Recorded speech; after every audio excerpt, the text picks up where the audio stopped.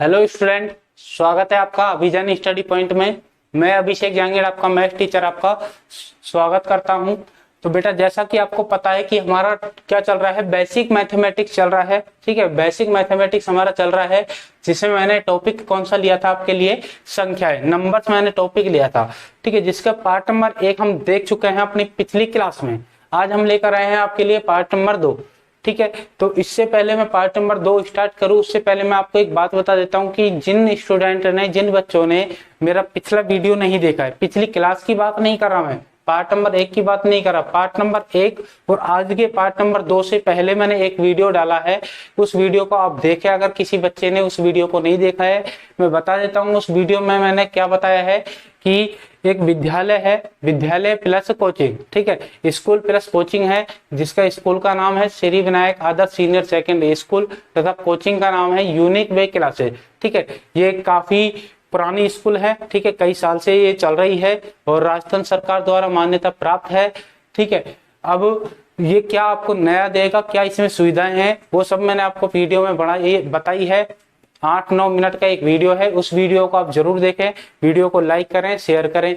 ठीक है, तो इसलिए मैं कहूंगा कि जिन बच्चों ने अभी तक वो वीडियो नहीं देखी है, यूनिक वे क्लासेज, जिसके बारे में मैंने उसमें डिटेल से बताया है, तो उस वीडियो को आप जरूर से जरूर देखें। ठीक है, अपने दोस्तों को शेयर करें और यूनिक वे क्लासेज के बारे में आप बताएं। और आप भी विद्यालय आकर हमारे जो हमारा विद्यालय है यूनिक वे क्लासेज, ठीक है, उसको आप विजिट करें, अध्यापकों से मिलें और फ्री डेमो क्लासेज जरूर लेकर देखें। ठीक है, तो मैं चलता हूं अब अपनी पढ़ाई की ओर। तो हमारा आज पार्ट नंबर 2 है। ठीक है, पार्ट नंबर 2 स्टार्ट करने से पहले मैं अपना पार्ट नंबर 1 को रिपीट कर देता हूं कि हमने पार्ट नंबर 1 में क्या देखा था। पार्ट नंबर 1 में हमने क्या देखा था, तो सबसे पहले देखो कि मैं आपके लिए टोटल संख्या कितनी लिखी हुई है। पार्ट नंबर 1 में मैंने लिखी थी केवल 8। ठीक है, 8 तक लिख रखी थी। उसके बाद मैंने आज नीचे तक ऐड कर दिया है, टोटल कितनी कर दिया है, इनको 12 कर दिया है। ठीक है, तो 10th तक के जो भी स्टूडेंट है, मैं ये नहीं कहूंगा कि यहाँ पर 9th और 10th लिखा हुआ है। ठीक है, तो 9th और 10th वाले ही पढ़ें, इसको 8th वाले भी पढ़ सकते हैं, 6th 7th वाले भी पढ़ सकते हैं। ठीक है, तो 10th तक के जो स्टूडेंट है उनके मेनली 12 संख्याएं जो मेन है वो मैंने लेकर चल रहा हूँ। ठीक है, संख्याएं और भी कई सारी होती है, परंतु मैं मेन 12 लेकर चल रहा हूँ, जो उनके विशेष करके काम में आती है, जो उनको पता होनी चाहिए। ठीक है, तो पार्ट नंबर 1 में हमने प्राकृत देखा था, पूर्णांक देखा था, सम संख्या, विषम संख्या, परिमेय संख्या, अपरिमेय संख्या, वास्तविक संख्या और भाज्य संख्या। यहाँ तक की हमने बात करी थी। इनको मैं अगर रिपीट करता हूँ तो देखो कि सबसे पहले मैं बात करता हूँ प्राकृत संख्या की।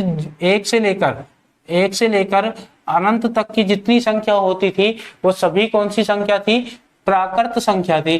ठीक है, वो सभी कौन सी संख्या थी, प्राकृत संख्या थी। 1 से लेकर अनंत तक की यही डेफिनेशन मैंने बताई थी। इसके बाद पूर्णांक की मैं बात करता हूं।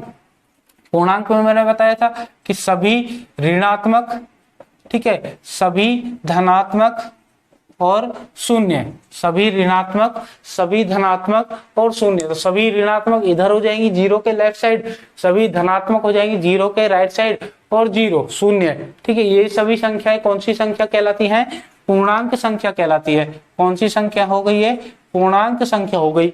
इसके बाद मैंने बात करी थी सम संख्या की। तो सम संख्या की डेफिनेशन मैंने आपको क्या बताई थी, सम संख्या की डेफिनेशन मैंने बताई थी कि ऐसी संख्या, ठीक है, ऐसी संख्या जो 2 से पूरी तरह विभाजित होती हो, जो 2 से पूरी तरह विभाजित होती हो, कहने का मतलब ऐसी संख्या जिसमें 2 का पूरा पूरा भाग जाता हो, सम संख्या कहलाती है। जिसके एग्जाम्पल मैंने दिए थे 2, 4, 6, 8।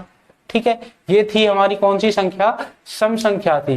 कौन सी संख्या थी, सम संख्या थी। इसके बाद मैं बात करता हूं विषम संख्या की। तो विषम संख्या मैंने बोला था कि इसका उल्टा है। ठीक है, इसका उल्टा था कि इसमें 2 का पूरा पूरा भाग जाता हो। ठीक है, विषम की परिभाषा मैंने बताई थी, ऐसी संख्या जिसमें 2 का पूरा पूरा भाग नहीं जाता हो, वो विषम संख्या कहलाती है। एग्जाम्पल 1, 3, 5, 7, ये हो गई हमारी कौन सी संख्या, विषम संख्या। कौन सी संख्या हो गई, विषम संख्या। ठीक है, इसके बाद मैं बात करता हूं परिमेय। परिमेय मैंने आपको पढ़ाया था।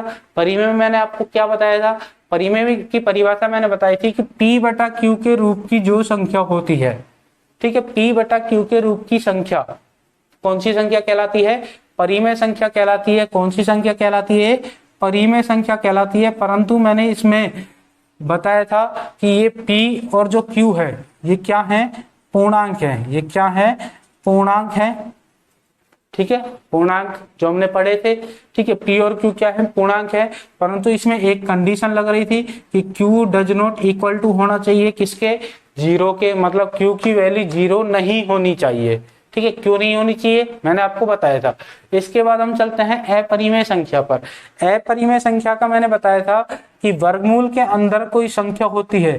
ठीक है, वर्गमूल के अंदर जो संख्या होती है तो उसका अगर पूरा का पूरा वर्गमूल नहीं निकलता है तो वो कौन सी संख्या हो जाएगी, अपरिमेय हो जाएगी। या दूसरा मैंने तरीका बताया था इसको याद करने का कि अंडर रूट क्यू के रूप की ऐसी संख्या, ठीक है, अंडर रूट क्यू के रूप की ऐसी संख्या जिसका पूरा पूरा वर्गमूल नहीं निकाला जा सकता। ठीक है, पूरा पूरा वर्गमूल नहीं निकाला जा सकता, वो कौन सी संख्या होगी, अपरिमेय संख्या। कौन सी होगी, अपरिमेय संख्या होती है। ठीक है, ये हमने बात करी थी। इसके बाद वास्तविक संख्या की मैं बात करूं तो वास्तविक संख्या में ये दोनों संख्या आ जाती है, परिमेय और अपरिमेय संख्या। ठीक है, परिमेय और अपरिमेय संख्या कौन सी संख्या कहलाती है, वास्तविक संख्या कहलाती है। परंतु इसमें एक स्पेशल नोट मैंने आपको लिखाया था। क्या नोट था कि वास्तविक संख्या हमेशा धनात्मक होती है, इसमें ये कभी भी ऋणात्मक नहीं होती है, ये हमेशा धनात्मक होती है। ठीक है, क्लियर है। आगे हमने देखा था भाज्य संख्या। भाज्य संख्या की मैं बात करता हूं कि भाज्य संख्या की मैंने बताया था कि आपको कि ऐसी संख्या, भाज्य की हम बात कर रहे हैं। ठीक है, ऐसी संख्या, ठीक है, जिसमें एक व स्वयं, ठीक है, एक व स्वयं के अलावा किसी और संख्या का भाग जा रहा हो। ठीक है, एक व स्वयं के अलावा किसी और संख्या का भाग जा रहा हो, मतलब एक का तो हर संख्या में भाग जाएगा और उसका खुद का उस संख्या में उसका खुद का भाग जाएगा ही, पर उसके अलावा किसी तीसरी संख्या का भाग भी जा रहा हो तो कौन सी संख्या होती है, भाज्य संख्या होती है। एग्जाम्पल जैसा कि मैंने दिया था 4, 6, ठीक है, 8, उसके बाद मैंने दिया था 9, उसके बाद 10, 12, इस प्रकार। जैसे कि 4 में 2 का जाता है, ठीक है, और 4 का तो जाता ही है और 1 का भी जाता है। ठीक है, तो खुद के और 1 के अलावा और किसका जा रहा है, 2 का जा रहा है। ठीक है, जैसे कि 12 है तो 12 में 12 का जाएगा, 1 का जाएगा, इसके अलावा और किसका जा रहा है, देखो 2 का जा रहा है, 3 का जा रहा है, 4 का जा रहा है और 6 का जा रहा है। ठीक है, तो ये हो गए भाज्य संख्याओं के एग्जाम्पल। तो यहां तक हमने देखा था पार्ट नंबर 1 में।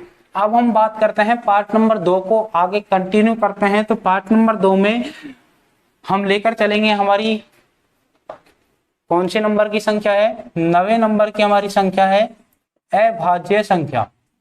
ठीक है, कौन सी संख्या होगी, अभाज्य संख्या। ठीक है, अभाज्य संख्याएं,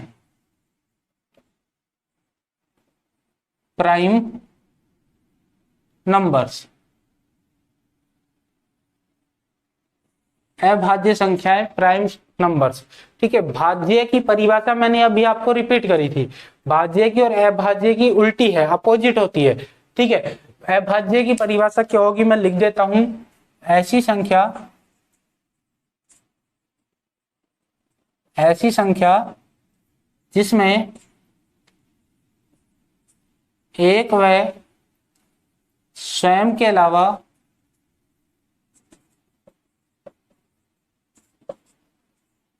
किसी और संख्या का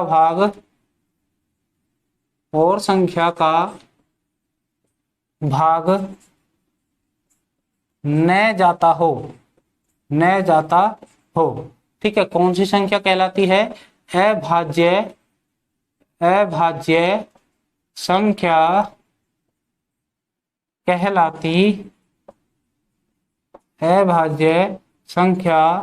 कहलाती है।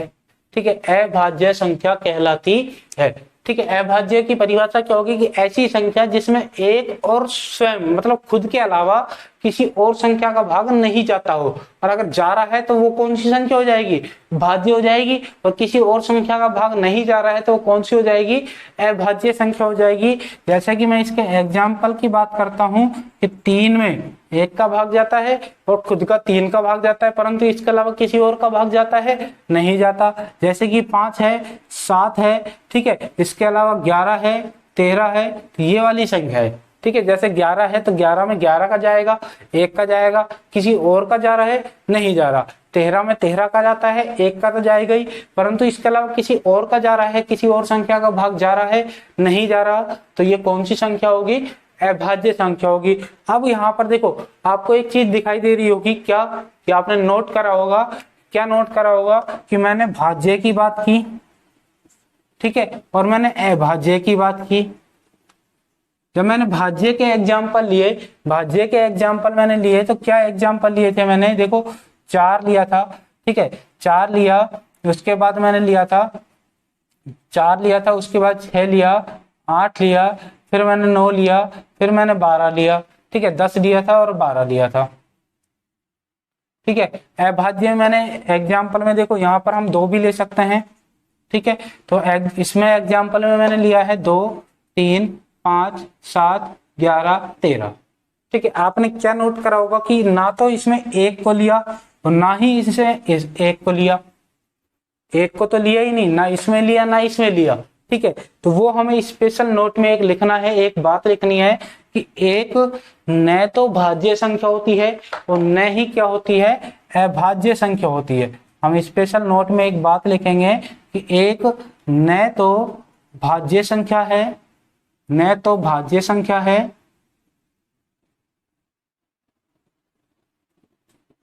और न ही अभाज्य संख्या है, अभाज्य संख्या है, ठीक है। क्लियर है? तो ये चीज आप याद रखोगे कि एक जो है न तो भाज्य संख्या है और न ही अभाज्य संख्या है। तो समझ में आया अभाज्य संख्या क्या होती है। चले अपनी नेक्स्ट संख्या पर, काल्पनिक संख्या की मैं बात करता हूं, ठीक है। काल्पनिक देख, जैसा कि मैंने पार्ट नंबर 1 में थोड़ा बीच में बता भी दिया था, काल्पनिक कहां पर बताया था? अपरिमेय संख्या के अंदर मैंने बताया था, अपरिमेय संख्या के अंदर मैंने काल्पनिक को थोड़ा सा बता दिया था आपको याद होगा, नहीं याद है तो अब देखेंगे आप काल्पनिक संख्या, ठीक है। 9वें नंबर की 10वें नंबर की हमारी संख्या है काल्पनिक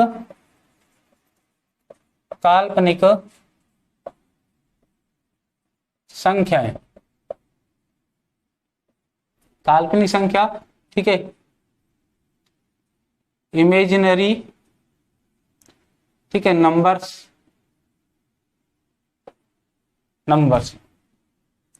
काल्पनिक संख्या, ठीक है। काल्पनिक संख्या की अगर मैं बात करता हूं तो देखो, मैंने जैसा कि अभी आपको बोला कि अपरिमेय संख्या में जब मैंने आपको बताया था तो उस समय मैंने आपको थोड़ा सा इसके बारे में बता दिया था। क्या है काल्पनिक संख्या, मैं बता देता हूं। देखो काल्पनिक संख्या अंडर रूट माइनस क्यू के रूप की सभी संख्याएं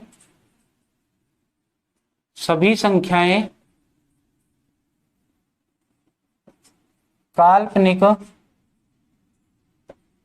संख्याएं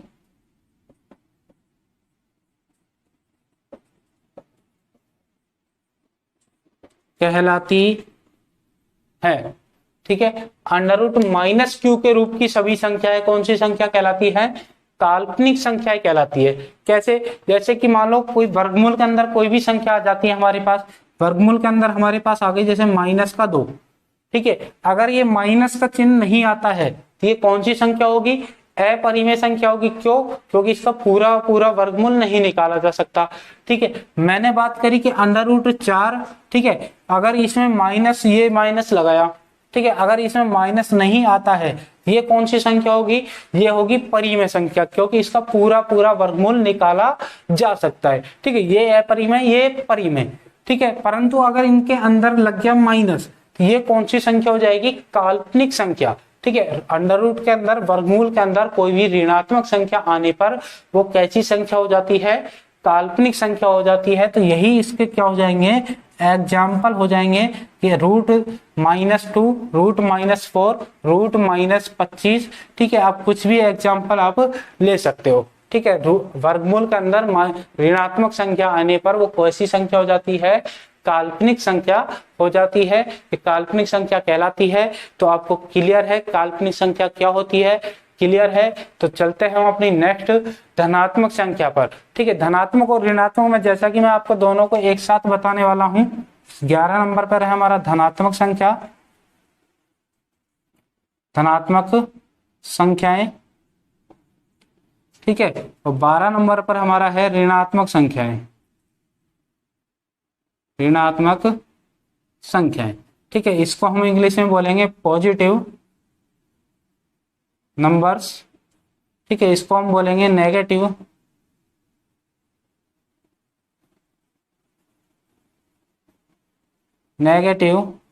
नंबर्स, ठीक है। नेगेटिव नंबर और पॉजिटिव नंबर, धनात्मक संख्या और ऋणात्मक संख्या।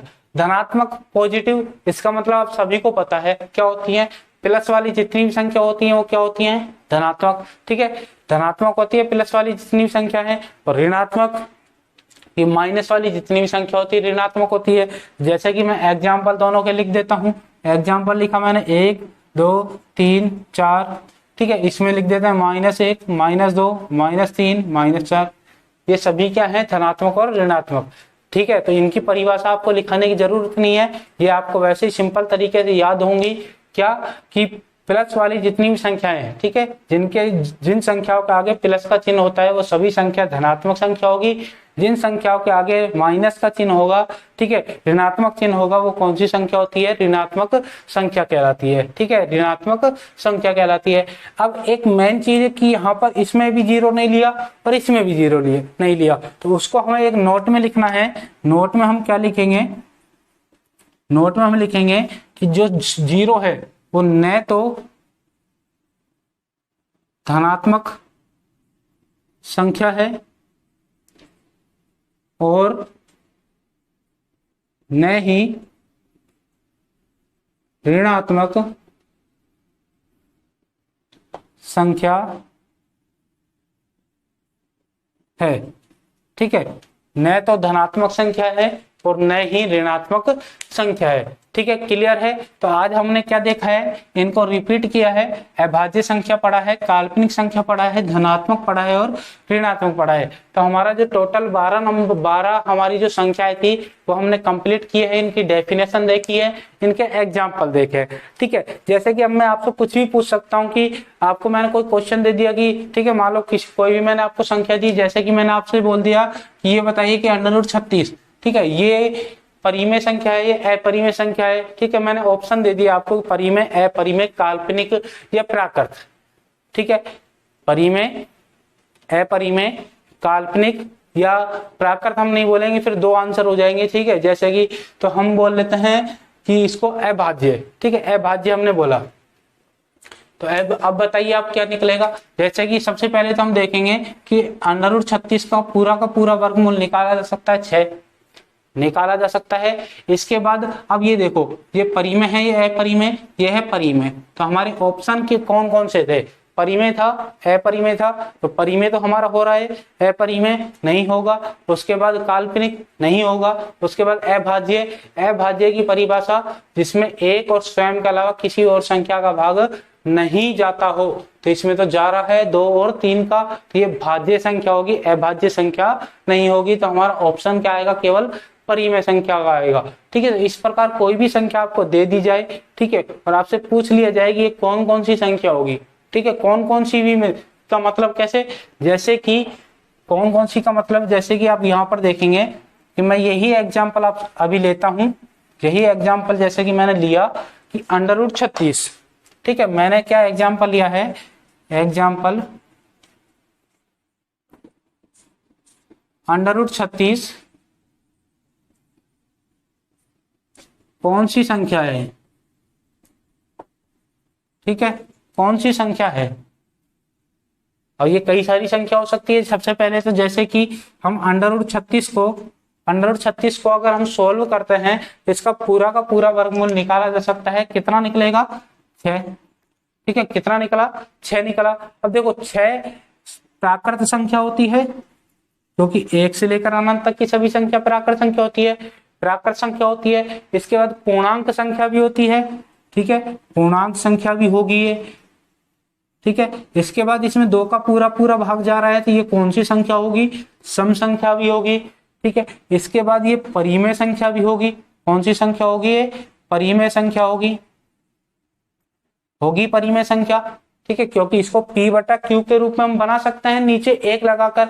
आगे की बात करते हैं, अपरिमेय नहीं होगी भाई, परिमेय और अपरिमेय से एक ही होगा, सम या विषम में से एक ही होगी, या तो सम होगी या विषम होगी, सम हो गई तो विषम नहीं होगी, परिमेय हो गई तो अपरिमेय नहीं होगी। ठीक है, आगे की बात करते हैं वास्तविक। तो वास्तविक में देखो अपन को क्या चीज याद रखनी है कि वो हमेशा धनात्मक होनी चाहिए, धनात्मक है, और सभी परिमेय और अपरिमेय क्या होती है, वास्तविक होती है। ये वास्तविक भी होगी, कौन सी होगी, वास्तविक संख्या भी होगी। ठीक है, आगे बढ़ते जाओ, भाज्य या अभाज्य में से एक ही होनी चाहिए, कौन सी, तो 6 में देखो 6 का भाग जा रहा है, 1 का जा रहा है, पर इसके अलावा चेक करो 2 का भी जा रहा है, 3 का भी जाता है, तो ये भाज्य संख्या भी होगी। कौन सी संख्या होगी, भाज्य संख्या भी होगी। आगे की बात करते हैं काल्पनिक। काल्पनिक नहीं होगी क्योंकि इसका अंडर रूट में माइनस मतलब ऋणात्मक संख्या नहीं थी। ठीक है, उसके बाद धनात्मक होगी या ऋणात्मक, अब ये धनात्मक है, ठीक है, क्योंकि प्लस की संख्या है, ये कौन सी होगी, धनात्मक। तो देखो एक एग्जांपल लिया, वो कौन कौन सी संख्या हो सकती है, धनात्मक, भाज्य, वास्तविक, प्राकृत, पूर्णांक, सम, परिमेय। ठीक है, समझ में आया ऐसा। तो ये एग्जांपल मैंने ऐसा लिया है कि आप कई एग्जांपल से आप कर सकते हो, अपने मन से कोई संख्या आप लीजिए, ठीक है, और आप उसको सबसे पहले आप इन डेफिनेशन को माइंड में रखें, याद रखें, ठीक है, उसके बाद आप अपनी तरफ से आप कोई भी संख्या लें, एग्जांपल लें, और उसको आप देखें कि वो कौन कौन सी संख्या हो सकती है। ठीक है, इस प्रकार आपको जल्दी याद होगा, माइंड में सेट हो जाएगा, आप कभी भूलेंगे नहीं। ठीक है, तो हमारा जो पार्ट नंबर 2 था आज यहीं पर खत्म होता है, क्योंकि हमारी संख्या जो 12 थी वो मैंने कंप्लीट की है। आगे हम अभी संख्या वाले जो टॉपिक है इसको कंप्लीट मैं नहीं बोलूंगा, क्योंकि अभी इसमें कुछ विशेष करके नियम है, ठीक है, कुछ इसके महत्वपूर्ण बिंदु हैं, उन महत्वपूर्ण बिंदु की मैं बात करूंगा पार्ट नंबर 3 में। ठीक है, पार्ट नंबर 3 में मैं बात करूंगा। तो आपको हमारा आज का वीडियो कैसा लगा है, ठीक है, वो आप कमेंट करके जरूर बताएं। वीडियो अच्छा लगा है तो वीडियो को प्लीज लाइक करें, ठीक है, और अपने दोस्तों को, ठीक है, शेयर करें, वीडियो को शेयर ज्यादा से ज्यादा शेयर करें। और अगर अभी तक आपने चैनल को सब्सक्राइब नहीं किया है तो प्लीज चैनल को सब्सक्राइब जरूर करें। इसी के साथ मैं अभिषेक जांगीड़, आपका मैथ्स टीचर, आपसे विदा लेता हूं। मिलते हैं हम अपनी नेक्स्ट क्लास में। धन्यवाद।